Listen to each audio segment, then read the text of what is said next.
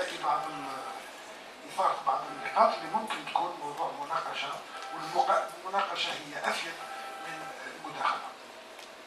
تطور الخدمات القانونية في ظل العلماء أو كذلك أثارها على مهنة المحاماة في الجزائر.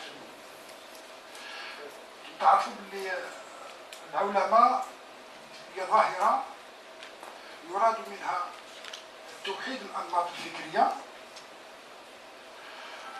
ورفع القيود في مختلف جوانب الحياة: التجارة، الاقتصاد، العلم، القانون إلى آخره. نحن اليوم نتكلم عن عولمة القانون، لا موندياليزاسيون دو دروا. وإحنا أكثر من غيرنا تجربة في هذا الموضوع، لأننا نستورد نصوص قانونية وقوانين جاهزة كاملة يقوم الغرب بتجريدها من الهويات الوطنية ثم تصديرها إلى الدول المستهلكة نحن الجزائر. مثال ذلك قانون الإجراءات المدنية والمدنية وغيرها من القوانين. مهنة المحاماة مضطرة إذن لتواكب التطورات التي تعرفها هذه الظاهرة، ظاهرة العولمة. في اعتقادي تحديات المهنة ديالنا تروح في اتجاهين. اتجاه أول يتعلق بانفتاح المهنة على الخارج، لأنها مقبلة على فترة من التنافس الكبير مع المهنة في الدول الغربية بشكل خاص. الاتجاه الثاني العصرنة، عصرنة المهنة. محورين أساسيين. أهم الأهداف الأساسية لهذه المنظمة تحرير سوق السلع وسوق الخدمات، وأدرجت مهنتنا ضمن إطار الخدمات التي ينبغي تحريرها من القيود القانونية أو المنظومة القانونية الجزائرية، تجعل المهنة ديالنا مهنة منفتحة على الغير، على الخارج. هل نحن بحاجة إلى توجيهات أو اتفاقيات دولية لكي تجعل من مهنتنا مهنة منفتحة تسمح للجزائريين، الأساتذة الجزائريين، المرافعة أمام جهات القضاء؟ احنا نسمح لها، وإذا ما كانش. شرط آخر الحصول على ترخيص من نقيب المنظمة. C'est une condition sine qua non. شرط آخر اختيار موطن بمكتب محامي يمارس في دائرة اختصاص الجهة المرافعة أمامها. هي الشروط اللي تنص عليها المادة 7. المادة 71 من قانون المهنة تجيز إبرام اتفاقية التعاون مع محامي أجنبي. طبعا احنا أي محامي في الجزائر يقدر يدير اتفاقية مع محامي أجنبي بشروط: عدم وجود العلاقة التبعية، ما لازمش يكون المحامي الجزائري في تبعية للمحامي الأجنبي. أن يتم هذا القانون يقولها، أن نخرج العناصر أن يتم التفاوض بكل حرية. نورمال. أن تكون الاتفاقية مكتوبة، أن تخضع للمصادقة المسبقة من مجلس المنظمة. هذا شرط. يبدي المجلس رأيه خلال شهرين من إخطاره، وإلا اعتبرت الاتفاقية مقبولة.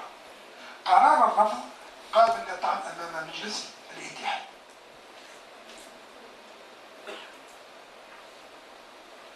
باعتبارها شخص معنوي يتمتع بأهلية الوجوب والأداء، إبرام اتفاقيات توأمة مع منظمات أجنبية، كما يجوز لمجلس الاتحاد ربط العلاقات مع المنظمات المماثلة في الخارج. إذا تلاحظون بأن سوق المحاماة في الجزائر ماهيش مغلقة، مفتوحة على الأجنبي، ولكن بشروط ككل الدول تنظم كيفية الالتحاق بهذا السوق. سؤال آخر مهم جدا: هل يجوز للأجانب تقديم الاستشارات القانونية في الجزائر؟ نعم، لسببين على الأقل. السبب الأول أن هذه الخدمة ليست من احتكار المحامي. أيوه، ليش من احتكارنا تقديم الاستشارات القانونية؟ كل الاستشارات التي يحتكرها تتمثل فقط طبقا للمادة 5 من قانون المهنة في الاستشارات المقدمة للأطراف المتنازعة للبحث.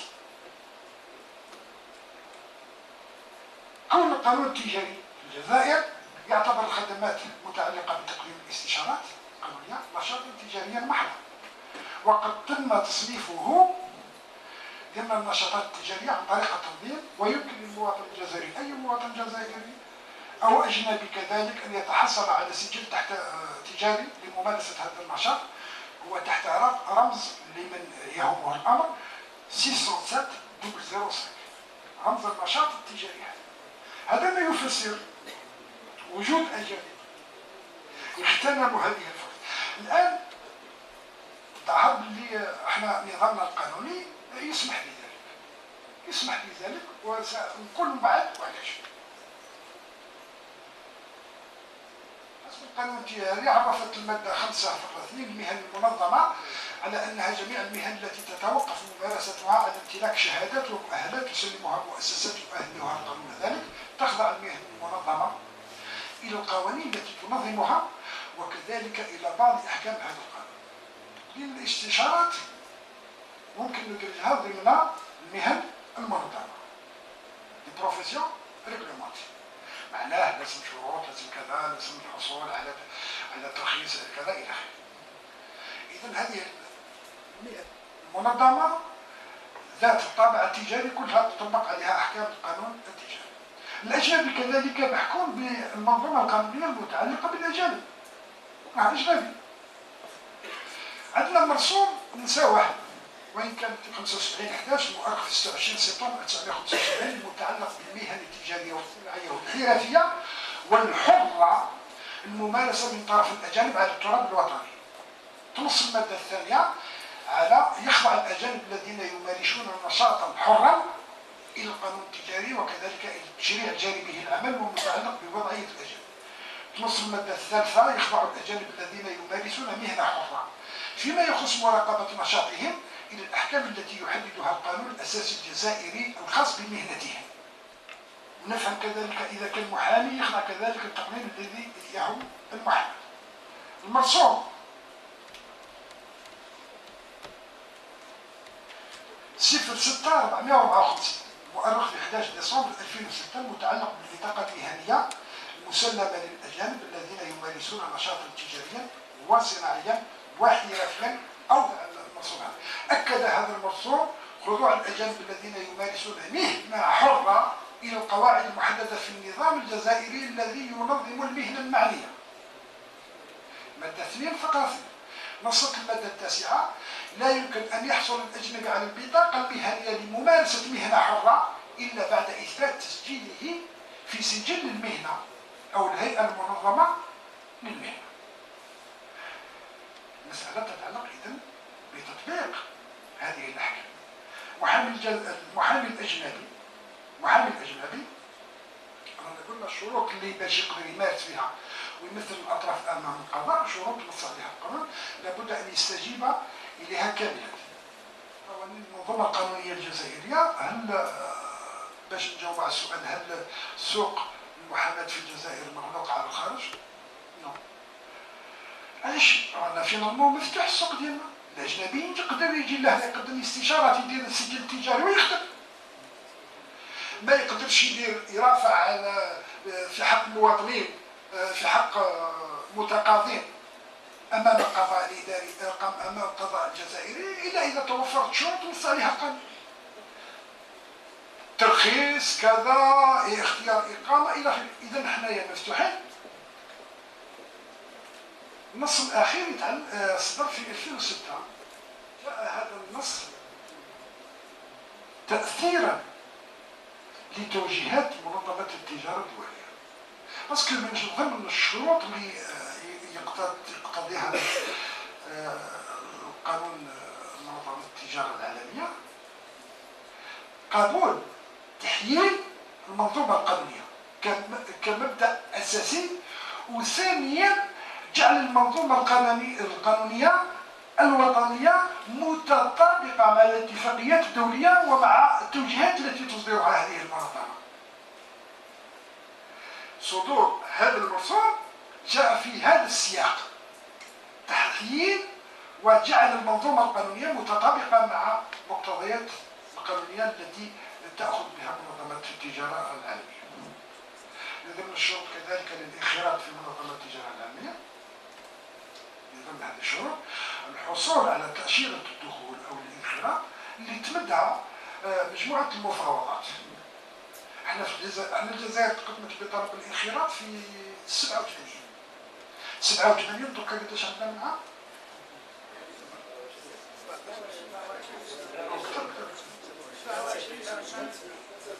الجولة ال11 لو 11 لونغ مازال لو دوزيام اون برانسيب في هذا الشهر، اون برانسيب بدا نهار الاثنين في جنيف ومازال ما خرجناش.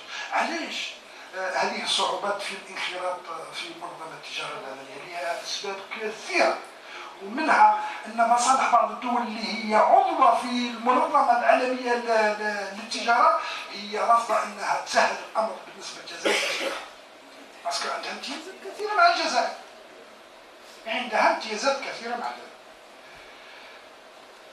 هذه المهنة يجب أن تنفتح، وكل المسائل التي والنصوص القانونية التي أخذتها تم اتخاذها في إطار منظمة التجارة العالمية. لذلك نتحدث عن مصطلح منظمة التجارة العالمية. حنايا عرقنا بين الاتجاه الأنجلوساكسوني والاتجاه الرومانو الجرماني. بالإنجليزية سي لو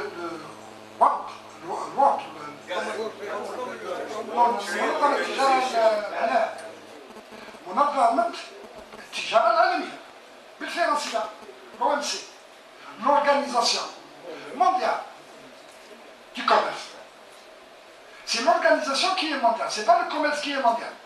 وإحنا أصحاب المشاركنا في الشرق العربي يكتبوا منظمة التجارة العالمية طبقا للمصطلح الإنجليزي، وإحنا في الروماني الجرماني نقولوا المنظمة العالمية للتجارة. حتى هذه المنظمات في حد ذاتها تستعمل هذا المصطلحين في نفس الوقت وهو متناقض. السلطة التي لها أهلية التصديق على العقود الإلكترونية. راكي في فرنسا depuis 2013 كان قانون أصبح المحامي هو الذي يصادق على هذه الإلكترونية. جو في أنترميني. بالنسبة لموضوع الشهر والسعي لجلب الزبائن، أنا نقول باللي فيه تناقض بين النصوص القانونية في الجزائر. صدر مؤخرا مرسوم تنفيذي لرئيس الحكومة يتعلق بالإعلام تاع المستهلك، ويتكلم على الخدمات، قطاع الخدمات، وضع شروط يجب على مقدم الخدمة أنه يقدم النصائح والمعلومات المستنيرة الضرورية للاستهلاك.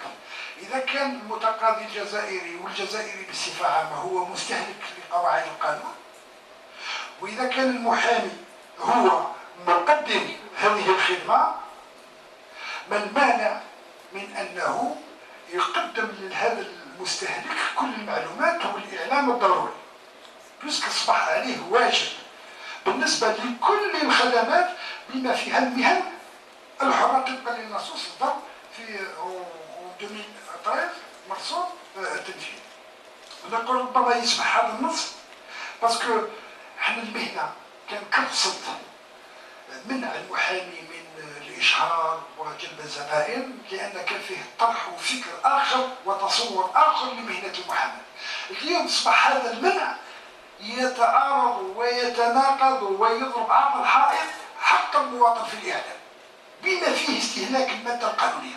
أنا نجي المحامي ولكن ماذا بيا نعرف واش يقدم لي، نخلي للمحامي هذا كل الصلاحيات في التعريف بنفسه بمؤهلاته إلى آخره إلى آخره. احنا مضطرين تفاصيل باش نفتحوا. وأنا نقول بالمادة 12 اللي تكلم عليها الأستاذ طجار تتناقض مع المرسوم التنفيذي هذا، ومثلا يقول القاعدة القانونية هي أعلى من قاعدة المرسوم، ولكن هذا المرسوم يبين تأثر الجزائر بالتوجيهات التي تبديها منظمة التجارة العالمية. ونقول كما قالوا بعض الزملاء العولمة ليست دائما في خدمة الجميع. هي في خدمة الأقوى حتى بالنسبة لمهنة المحاماة، وتقوي القوي وتضعف الضعيف. مع la mondialisation elle appauvrit les pauvres et enrichit les riches. ونستنتج كذلك من خلال مداخلتكم أنه مبدأ المعاملة بالمثل ما راهش منطبق على كل البلدان بسبب تواجد بعض المؤسسات لي بيرو دو كونسلطاسيون المتواجدين في الجزائر، وخاصة مداخلتكم يتأكد أنه احنا نجيز لهؤلاء أنهم يقدموا استشارات للمؤسسات، بينما احنا نظن انه ما نقدروش نقدموها لانه البلدان مثلا الاوروبيه لا تحتاج الى استشاراتنا. على كل حال استاذ سنترك الاسئله بعد حين للزملاء والزميلات وشكرا.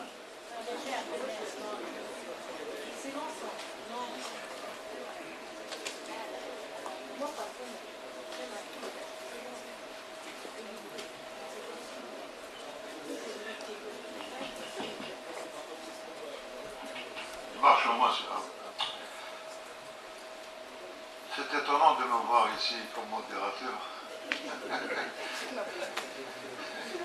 dans un domaine, enfin je ne dirais pas qu'il m'est étranger, mais enfin, contre lequel je continue à opposer une carapace de fer. Je ne relance pas à la querelle des anciens et des modernes.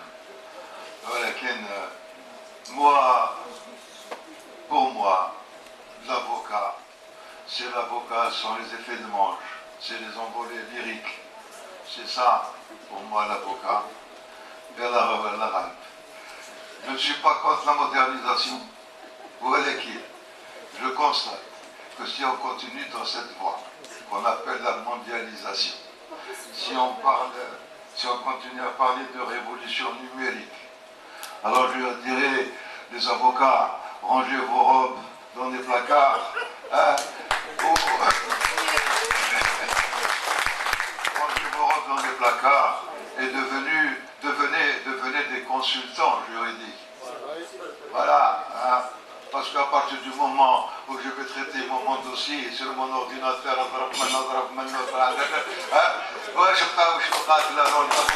peux donner l'image de quelqu'un de dépassé, d'un ancien, mais je suis, moi, dans mes rêves d'enfance, quand je rêvais de devenir avocat, mes idoles, d'ailleurs on ne les connaît même pas, les avocats maintenant spécialistes du numérique.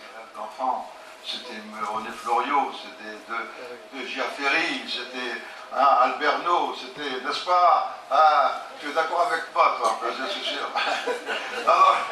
Alors donc, c'est pour ça que je suis un peu étonné qu'on ait pensé à moi, sachant que je passe mon temps à faire l'objet des plaisanteries de la part des membres du Conseil, parce que je peux vous informer d'une chose qui est certaine, je suis un ignare dans le domaine, et jusqu'à présent, je n'ai jamais touché de ma vie un clavier d'ordinateur. Je n'ai pas honte, hein. Ça ne fait pas de moi un avocat inférieur, non.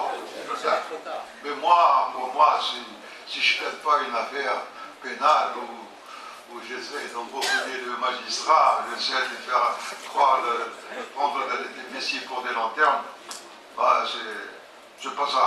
Le rôle d'avocat pour moi, c'est pas ça.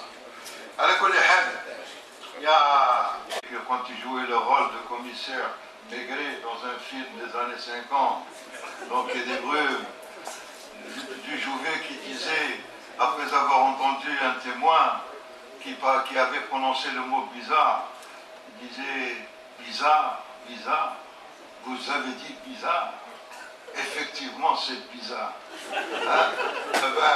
Alors j'ai trouvé bizarre l'intitulé qui est affiché, développement des services juridiques dans le cadre de la mondialisation, alors que en arabe on parle de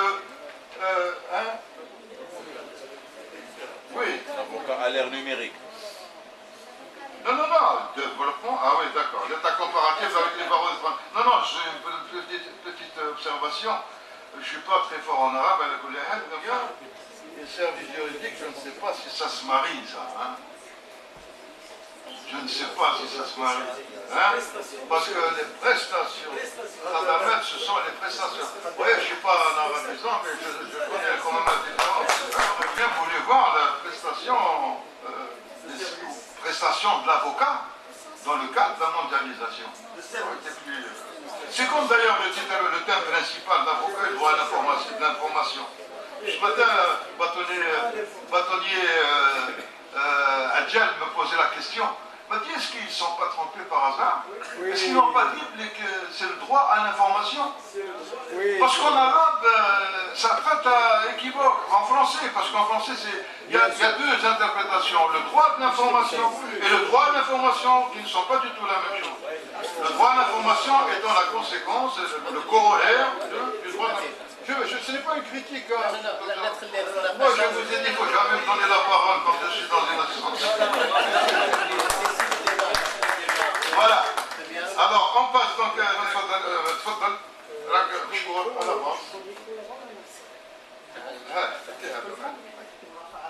la plaidoirie, les effets de manche, n'est pas du tout contradictoire à la révolution numérique. De mon point de vue, les gens ont peut-être parlé en même temps des prestations de conseil et la révolution numérique. Mais la révolution numérique, ça ne veut pas dire uniquement le conseil, les activités de conseil. C'est aussi des activités judiciaires. La révolution numérique, elle apporte un confort supplémentaire pour que l'avocat puisse travailler dans les meilleures conditions. Dans mon idée, en tout cas personnelle, c'est ce que le message que je voudrais faire passer aujourd'hui.